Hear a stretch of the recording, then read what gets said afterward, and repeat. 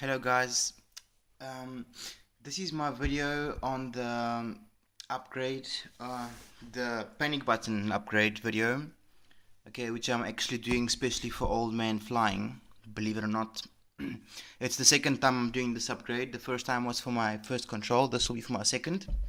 So, this is some of the pre-things you gotta get right, okay.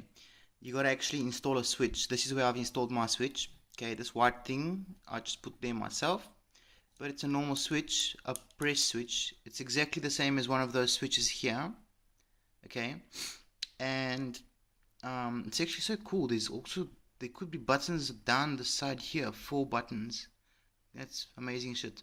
Anyway, so after you get to the stage where you take your control off, you take your control apart completely, like what I have, okay, by first taking off these 4 screws, then these, taking off the whole thing, okay. You have to also unplug this. This is the LCD screen. You have to unplug it out of here, okay, to be able to get this whole thing going. Alright, so this is the most comfortable place for my panic button. It runs right across my finger when I hold my control, and I hit it about there with my finger, and that's how I hit my panic button. It's very comfy. Okay, this comes from a V977 control. So if you have one, you see this is the control, the V977 control.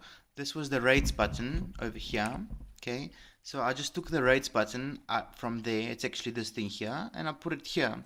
Then I put my own little thing on top, okay. I used a soldering iron to make the hole in this for the button, okay, and then I just stuck it with glue, like all nicely, okay. So here it is. It's got 2 wires at the end, okay, which are the wires which we'll be soldering, okay.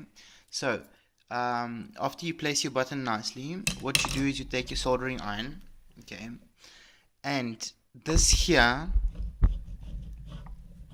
let me just, okay, this here on the right side, we all know which one is our button which changes to and from 3D. So we'll just solder to here. Okay, as you can see, this, you can't solder on this and this.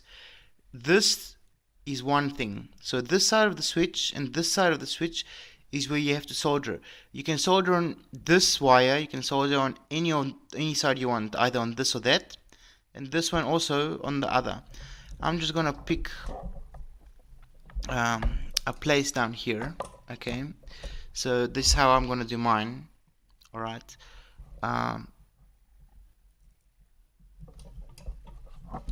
Okay. I cut myself just now when I was like doing some shit here. Alright, so here goes nothing.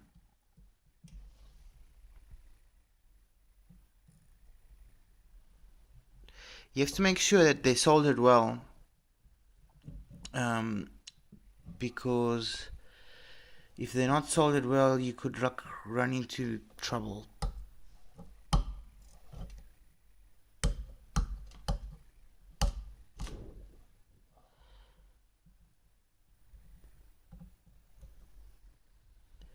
There we go. Okay.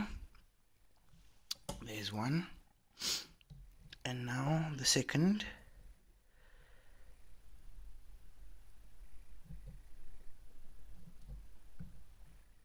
Battery level is 70%. So here it goes. This is now my new toggle button for 3D.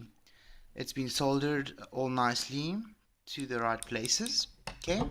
Now I'm just gonna quickly solder my rates button, because I told you I want to do my rates also in mid-air. It's very helpful to have a comfy button.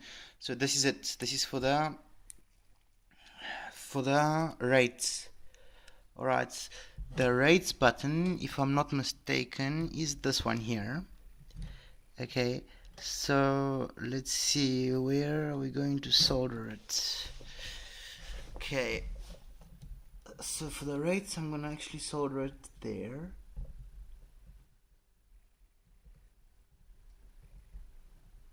There, okay, and also I'm gonna solder it. Actually, I'll just solder on the bottom, like I've done that one. I guess that'll be the easiest.